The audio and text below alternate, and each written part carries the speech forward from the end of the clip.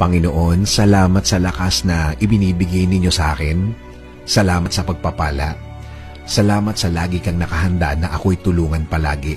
Alam kong lagi kang nakasuporta sa akin.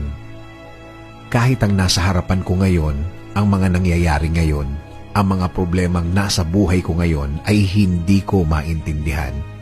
Kahit na ang tingin ko sa sitwasyon ko ngayon ay napakagulo. Sa iyo pa rin ako aasa, sa iyo pa rin ako kakapit because you said in your word that you will always be there for me with a helping hand. As a father to me, I thank you, Lord. Hindi ako manghihina sa mga bagay na to.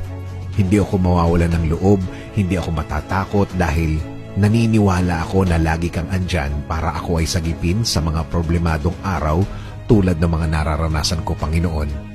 Alam ko, Lord, things will never be the same, na ang lahat ng ito'y magbabago, na ang lahat ng ito'y mabibigyan mo ng sagot, na ang lahat ng ito'y nasa harap ko lang na ikaw ay nagbibigay ng iyong blessings behind the scene.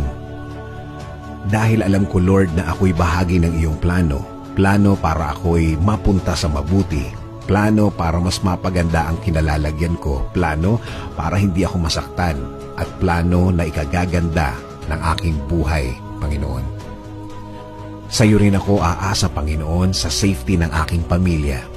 Tuloy niyo po ang pagbibigay ng proteksyon at pagmamahal sa aking pamilya. Tuloy niyo po ang pagbibless sa kanila. At ang aming bayan, Panginoon, huwag niyo rin pong pabayaan ang aming bansa. Kayo na po ang mag-alaga sa amin at sa lahat ng aming kababayan. Patuloy kaming kakapit sa inyong pangako, Panginoon, na ibibless niyo po kami at ang aming bayan. Maniniwala kami na ang lahat ng inyong pangako ay mangyayari sa aming mga buhay. Itinataas po namin ang lahat sa inyo. Ang aming mga pangamba ay ibinibigay